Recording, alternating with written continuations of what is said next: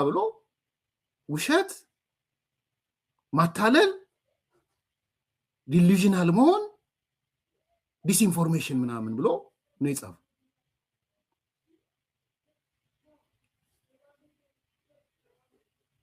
ዲስ ማች ናቸው ልላችሁ ፈልጌ ነው።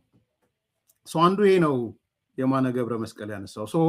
መረጃቸው እንዲህ ነው እያሉ ነው ጌታቸው ረዳና ሬድዋን ሁሴን ማለት ነው። ሁለተኛ የማነ ገብረ መስቀል እያለን ያለው ምንድነው? የሰሜኑ የትግራዩ ጦርነት መነሻ የኢትዮጵያ ውስጥ ችግር ነው፣ ኤትኒክ ምናምን የሚለው ነገር ያነሳል። ሁለተኛ እዚህ ላይ ብዙ የሐሳብ ልዩነት የለኝም። በዚህ አጋጣሚ የጦርነቱ መነሻ ላይ የዘር ፖለቲካ እንደሆነ እኔ ምንም ጥርጣሬ የለ። የብሔር ፖለቲካ ሄዶ በመጨረሻ ማኒፌስት ያደረገው የሰሜኑ ጦርነት ኤትኒክ ሳይድ እንዳለው ምንም እኔ በዚህ ልዩነት የለኝም። ይሄ ማለት ግን ኤትኒክ ይታፈንም አይደል? እንደ ኤርትራ ደግሞ እፍን አድርገህ ሌላ እሱም የጦር ሌላ የሚገነፍል ነው። እሱም ገና ይገነፍላል። እሱ ሃይማኖት አፍነህ ብሔር አፍነህ ለኢትዮጵያ ውስጥ ኢትዮጵያዊነት እንዲደበዝዝ ተደርጎ ዘረኝነት እንዲያብብ መደረጉ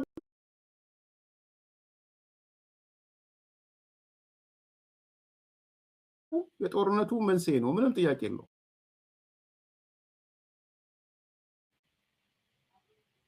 በህገ መንግስት የተደገፈ ዘረኝነት ነው የነበረው።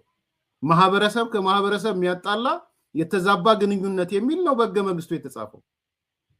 ስለ ገዢ መደብ አይደለም ህገ መንግስቱ የሚያወራው። የተዛባ ግንኙነት አንድ ማህበረሰብ ከሌላው ማህበረሰብ ጋር ያለው ግንኙነት ብሎ ነው የጻፈው። የብሔር ቅራኔ ያለን ብሎ ነው የጻፈው። የብሔር ቅራኔው የሚባለው ነገር ሄዶ ጦርነት ወለደ። ይሄ እውነት ነው። አንዳንዶች እኮ ያስቁኛል፣ በጣም ያስቁኛል። አሁን ዛሬ ጽምዶ የፈጠሩ ሰዎች ሳያቸው በጣም ነው የሚገርመኝ። በጣም ኦህዴድ ከደደሩ ይላል ነፍሱን ይማረውና የአማራ ክልል ፕሬዝዳንት ዶክተር ከደደሩ ሲወጣ ይላል። ኦህዴድ ከደደሩ ሲወጣ ቀርፎ ከቅርፊቱ ሲወጣ እንደምታስታውሱት ያወጡት መግለጫ የማህበረሰብ ቅራኔ የለም፣ የብሔር ቅራኔ የለም፣ ኢትዮጵያ የመደብ ቅራኔ ነው ያለባት ብሎ ነው የወጣው። እነ ለማም እነ ዶክተር አብይ ስማቸው ሳይታወቅ ከደደሩ ልበለው። ኦህዴድ ኦዴፓ ሆኖ በቃ ቅርፍፍ ብሎ ሲወጣ የለውጡ ጅማሮ እኔ ተርኒንግ ፖይንት ነው ምለው ባይዘው ትልቁ የለውጥ ወጋገን ያየውበት ነው የጨፈርኩበት። የብሔር ቅራኔ ሳይሆን የመደብ ቅራኔ ነው። የመደብ ቅራኔው ነው ገዢ። አንድ ማህበረሰብ ከአንድ ማህበረሰብ ጋር አልተጣላም የሚል ነገር ይዘው ሲመጡ ያበዱት ሰዎች ጨርቃቸውን ሊጥሉ የተነሱት እነ ፕሮፌሰር እስቄል ናቸው። በጣም ይገርም ስለማስታውስ እነ ዶክተር በያና ሶባ ናቸው። ምንድነው እያለ ያለው ይሄ ኦህዴድ ኦዴፓ እና የብሔር ቅራኔ የለም እያለን ነው ብለው መግለጫ እስከ ማውጣት ሉክ ያኔ ኦዴፓ ምንድነው እያለ ያለው ይሄ አማራና ኦሮሞን ለማጣላት የተሰረበች ሴራ ናት ነው ያሉት።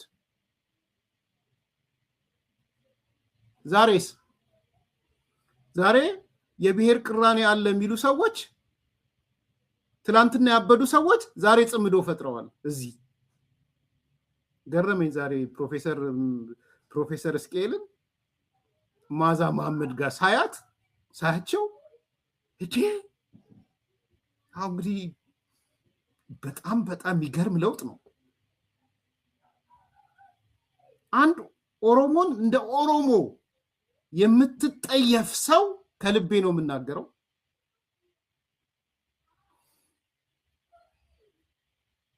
አንድ ከኦሮሚያ ክልል አማራ በመፈናቀሉ የተደሰተች ሰው እሷ ብቻ አይደለችም ሌሎቹን ጨምሮ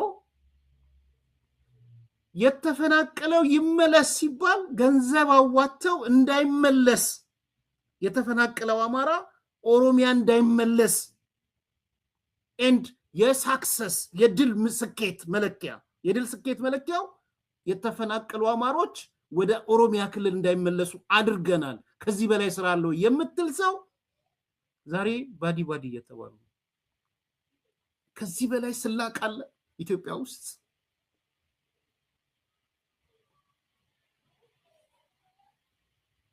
ማለት ምንድነው ያገናኛቸው ማለት ነው እንደዚህ ያገናኛቸው ምንድነው ማለት ነው የኦሮሞ ፍቅር እና የአማራ ፍቅር የፋኖ ፍቅር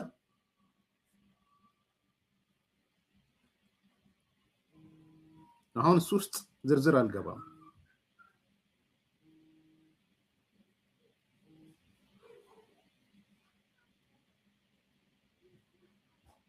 እና የጋራ ጠላት ነው ያሰባሰባቸው እሱን ለጊዜው አሁን ወደ ጎን ልተውና የፒፒ ፕሮፓጋንዳ ላይ ነው ዲሰፕሽን ነው ዲሊዥን ነው ዲስኢንፎርሜሽን ነው የሚለው አካል የፈጠረው ጽምዶ አሁን ያያችሁትን አይነት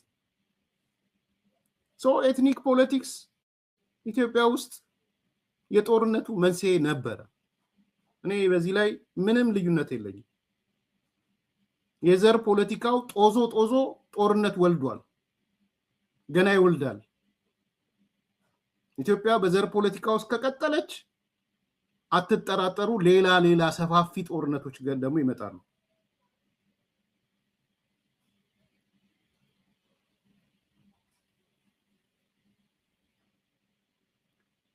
ይሄ ከግምት ውስጥ እንድትከቱ ፈልጋለሁ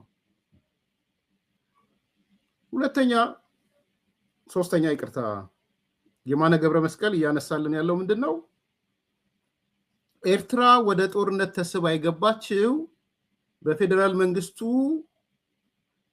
ጥያቄና በጦርነቱ ኤርትራ ታርጌት ስለተደረገች ነው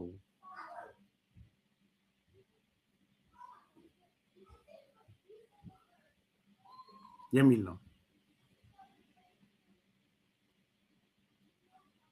ይሄ ብዙ ጊዜ የሚናገሩት ነገር ስለሆነ ብዙም ጨምረው መቀንሰው ነገር የለኝም ያው ፐብሊክ ሪከርድ ነው የኢትዮጵያ መንግስት ጋብዞን የገባ ነው በሌላ በኩል ደግሞ ህውሃት ግልጽና ተጨባጭ አደጋ ኤርትራ ላይ ስለጋረጠ ነው ሁለት ሪዝን ነው ሁሌ የሚያስቀምጡት ባይዘው የኤርትራ መንግስት በአንድ በኩል የኢትዮጵያ መንግስት ጋብዞን ነው ይላሉ በሌላ በኩል ግን ግልጽና ተጨባጭ አደጋ ከህዋት ስላየን ነው ይላሉ ሶ ሁለቱ ምክንያቶች ወደ ኢትዮጵያ እንድንገባ አደረጉን ነው የሚሉት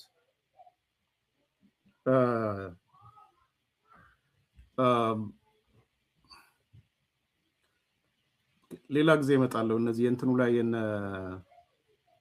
ፕሮፌሰር ስኬል እና የነ ማዛ ባዲ መባባል ተመሳሳይ ግባለው የሚል አስተያየት አይቻለሁ ኦኬ ያው ተመሳሳይ ግባለው በሱ ነው ተጠራጥሬ ያላቅ እንዳይደባለቅ ስለፈለኩ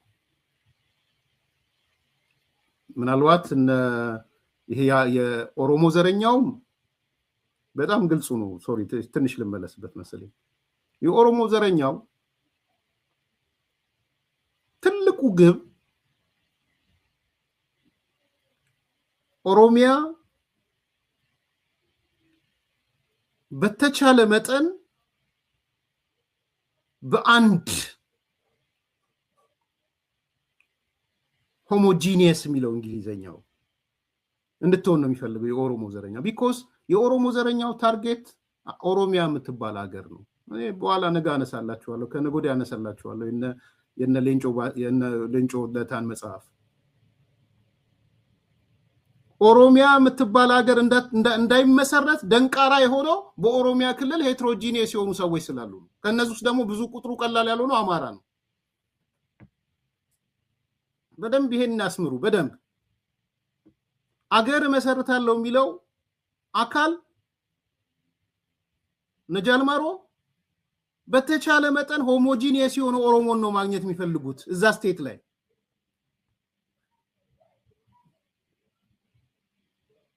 ስለዚህ በተቻለ መጠን አማራው ተፈናቅሎ ሲወጣላቸው የግብ ስኬታቸው ነው። የማይናገሩት የግብ ስኬት ነው።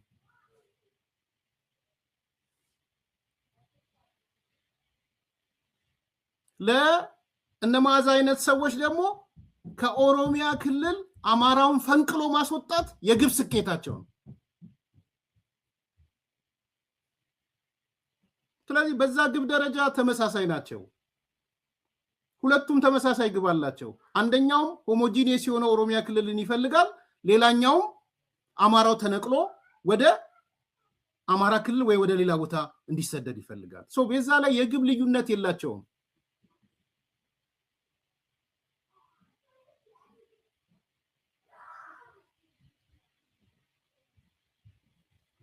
የጋራ ጠላት የሚባለውም ላይ ልዩነት የላቸውም።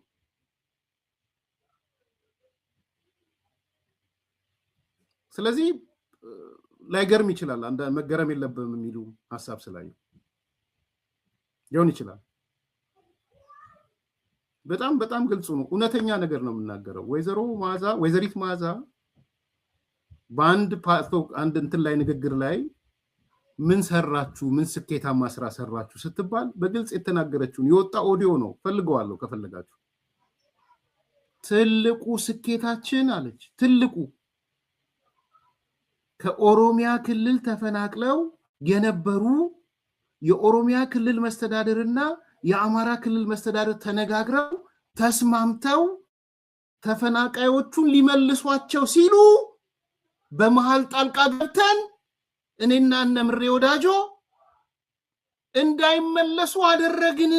ምሬ ወዳጆ ምንም ትልቅ ስኬት ነው እሱ። በዚህ አይደሰትም እንደ የኦሮሞ ጽንፈኛው?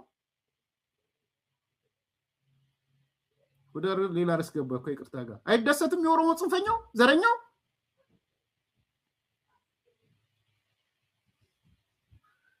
ስለዚህ ኤትኒክ የሆነው በዚህ ደረጃ ያሉ አካላቶች መሆናቸውን ማሰብ ያስፈልጋል።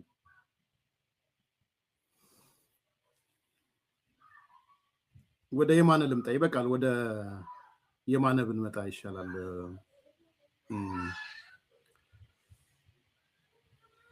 I think በቃ እውነት ነው። ኦኬ እንዳይደበላለቅ ስለፈለኩ ነው።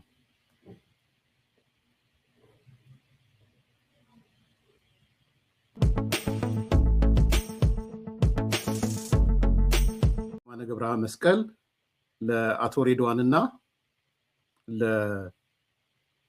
አቶ ጌታቸው ረዳ የሰጠው ምላሽ ነው እያየን ያለን።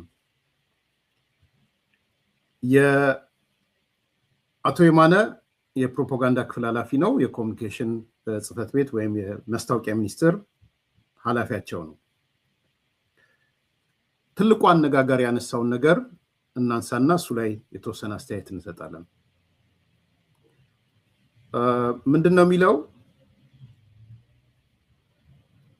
አቶ ጌታቸው ረዳና አቶ ሬድዋን በመጣጥፋቸው ላይ ይላል በኮንፈረንሱ በፕሪቶሪያው ስምምነት ወቅት በኮንፈረንሱ አዳራሽ ውስጥ አደራዳሪዎቹ እንደምንደባደብ ገምተው ነበረ። ስለዚህ አራርቀው አስቀምጠውን ነበረ። አራርቀው ቢያስቀምጡንም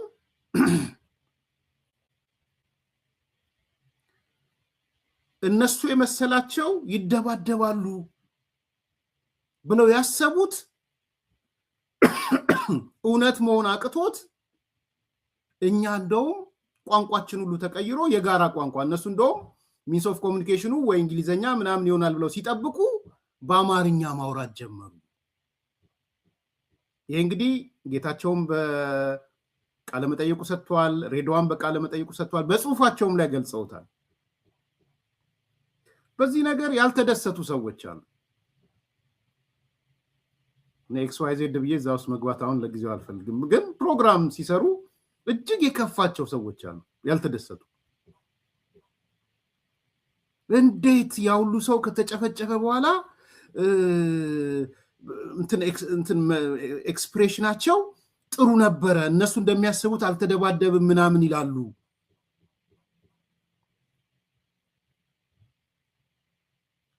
አንዳንዶቹ እንደውም በህዝብ ደም መቀለድ ነው ምናምን ሲሉ ሁሉ አይቻለሁ።